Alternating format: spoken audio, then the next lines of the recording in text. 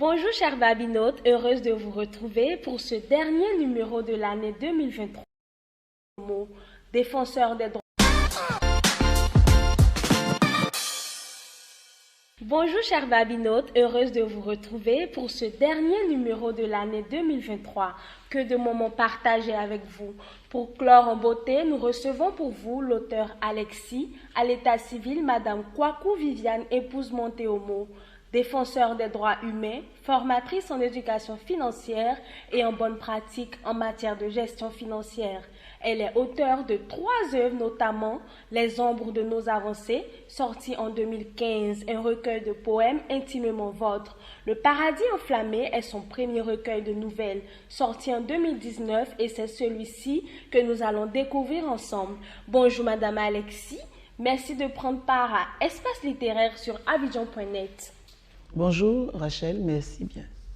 Le paradis enflammé est un recueil de 4 nouvelles qui dépeignent la société. Ils mettent un accent particulier sur la drogue comme un vice qui touche toute couche de population, à savoir les personnalités publiques, les artistes, les étudiants, les élèves, les transporteurs. Pourquoi ce choix d'en parler sur cet angle? Pour toucher le maximum de personnes et puis les différentes couches sociales. Puisqu'en fait, on pense que le drogué, c'est le débraillé, la personne un peu sale, hein, qui traîne dans les rues. Et le drogué n'est pas forcément celui-là. Les 4 nouvelles de l'œuvre ont une histoire chacune. Comment avez-vous fait le choix des personnages et thématiques? Les personnages, je dirais que c'est l'imagination. Mais en dehors de Hamidou, qui est un personnage vivant, puisque un chauffeur de Baka qui m'a inspiré. Voilà. Comment avez-vous choisi ce nom, le paradis enflammé, qui est une belle figure de style? Comment est-ce qu'un paradis peut-il être enflammé? C'est une figure de style, un oxymore, et je crois que cela définit les deux angles, les deux bouts. Le paradis, parce que le drogué te dit lorsqu'il se drogue, il oublie ses soucis. Il est reposé, il se sent bien. Il est dans un paradis en fait. Mais est-ce que c'est réellement un paradis? Parce que ce paradis en fait, il est éphémère. C'est un mirage. Et cela fait que le drogué en fait se retrouve dans un feu et dans une spirale qu'il ne maîtrise plus. C'est un peu ce que je définis par le paradis qui en fait prend feu. La drogue est un fléau qui mine notre société depuis belle lurette, mais malheureusement passé sous silence. Pourquoi choisir d'en parler, mais sous forme de recueil de nouvelles? Bon, choisir d'en parler pour lever les tabous, et puis choisir d'en parler sous forme de nouvelles pour dynamiser, pour rendre l'information plus dynamique. Parce que le roman, il est plus long. Hein, on traîne un peu en longueur et on risque de se perdre. Mais avec la nouvelle, on va directement au but. On atteint réellement l'objectif. Hein, c'est des tests courts, on suscite plus l'imagination du lecteur et ça fait que le message passe réellement et plus vite. Quelles sont les pistes de solutions que vous proposez pour éradiquer ce fléau en milieu scolaire? En milieu scolaire, je dirais que c'est la sensibilisation. La sensibilisation, l'information et comme je le disais tout à l'heure, lever les tabous. Parce qu'il faut permettre à nos enfants, même les plus jeunes, hein, quelquefois on pense les protéger en ne leur parlant pas de certaines réalités et ce n'est pas vrai. Parce que même actuellement en Côte d'Ivoire, on découvre des drogués de 8 ans. Ce qui signifie qu'un enfant de 8 ans ne peut pas lui-même avoir les moyens, il ne peut pas lui-même aller acheter de la drogue.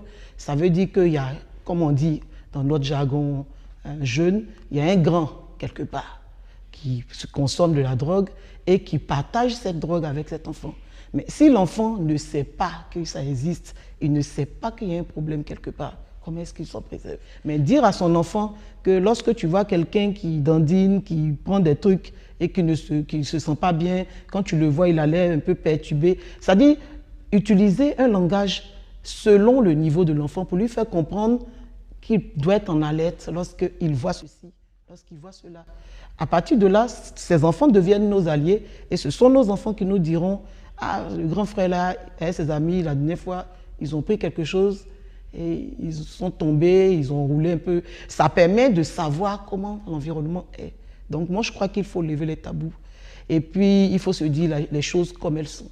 Et puis aussi, les parents doivent plus prendre leurs responsabilités. Voilà. Effectivement, c'est la question qui vient. Quelle est la responsabilité des parents, des enfants eux-mêmes et la société qui sait très bien juger?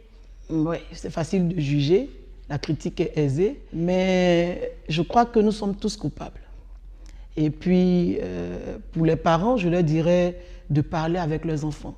Parce que je crois que nous, tout petits, on avait cette chance d'avoir des grands frères, des modèles dans la société, dans notre quartier, ce qui n'est plus une réalité.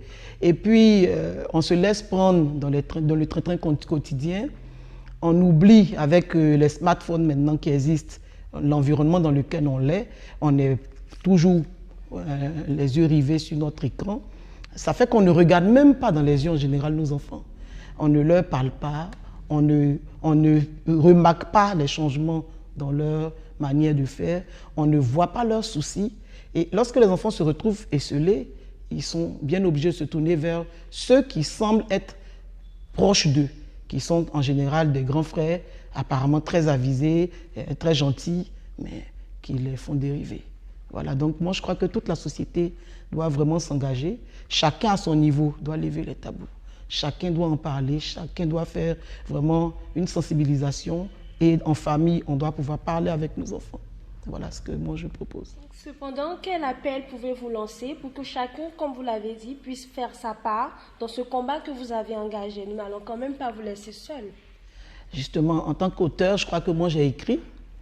Et je me dis que chacun à son niveau, comme par exemple vous en tant que presse, vous faites des activités, on peut déjà même glisser sur certaines images qui passent, quelques petits messages qui sensibilisent. Je crois que ça peut se faire sur toutes nos presses écrites, télé, radio. Passer un message chaque jour pour sensibiliser le jeune de danger de la drogue, ça ne coûte pas grand-chose et ça peut se faire. Donc, nous sommes tous engagés. Et donc, j'appelle surtout vous, presse, de nous accompagner dans cette lutte et puis les parents d'être aux côtés de leurs enfants. Vous avez parlé de mentorat. Vous avez dit que la place du mentor est primordiale et aide beaucoup les plus jeunes à pouvoir se donner, à pouvoir faire des choses qui sont mieux par rapport aux vices qui nous suivent en fait. Donc comment est-ce qu'on peut essayer de revenir à nos anciennes habitudes pour que la jeunesse qui vient ne puisse plus être omnibulé par les téléphones, comme vous l'avez dit, renouer avec la lecture et vraiment se détacher au mieux de tout ce qui empêche en fait l'évolution? En fait, c'est déjà regarder nos gestes, parce que les enfants ne font pas ce qu'on leur dit. En général, toute personne ne fait pas ce qu'on lui dit, mais on regarde et on agit par mimétisme, on mime ce qu'on voit. Donc, lorsqu'un enfant à la maison le matin, papa se réveille, maman se réveille, avec comme premier acte prendre son téléphone, quelquefois même il est réveillé par son téléphone, l'enfant se dit que la chose la plus importante au réveil, c'est le téléphone.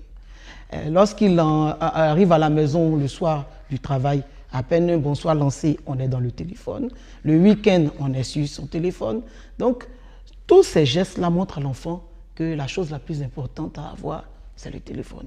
Voilà pourquoi on voit nos jeunes filles maintenant à partir de 15 ans, 16 ans, qui, dès qu'un enfant a un examen, tout le monde veut un téléphone. Parce que c'est le moyen maintenant par excellence pour communiquer. On peut être même dans la même maison et puis communiquer par WhatsApp, comme si la parole n'avait plus sa place. Mais lorsqu'un papa rentre du travail ou une maman rentre du travail et qu'il prend son journal et qu'il le lit, l'enfant déjà commence à remarquer qu'on lit. Lorsqu'un week-end, au lieu d'avoir le téléphone, maman est assise en train de lire son livre, il va sans dire que les enfants vont se mettre à lire. Moi, chez moi, ma fille qui a 15 ans est en train de finir son recueil de poèmes. Je dirais même qu'elle a fini, mais je la fais traîner pour qu'elle prenne le temps de peaufiner, améliorer. Tu ne vas jamais la retrouver à la maison. Elle a une tablette, elle a un téléphone, elle est toujours dans son livre. En fait, parce que maman est toujours dans son livre. Donc, c'est ce qu'on veut apprendre à nos enfants, on doit nous-mêmes le faire. On ne peut pas être dans le téléphone et puis dire à son enfant, non, laisse le téléphone, prends un livre. Il ne voit pas l'intérêt. Maintenant aussi, on a la possibilité de lire en ligne. Donc, on peut amener l'enfant, s'il aime vraiment l'écran, à lire sur un écran. Donc, il y a beaucoup de possibilités, mais je crois que c'est en forgeant qu'on devient forgeron. On ne devient pas forgeron parce que quelqu'un t'a dit qu'il faut devenir forgeron. Donc, à nous de montrer à nos enfants les bonnes actions à mener. Voilà. Merci beaucoup à vous d'être passé à Abidjan.net. Cher Babinote, nous vous souhaitons d'agréables fêtes de fin d'année et les plus beaux vœux pour cette nouvelle année qui débutera d'ici peu. Merci. Achetez un livre.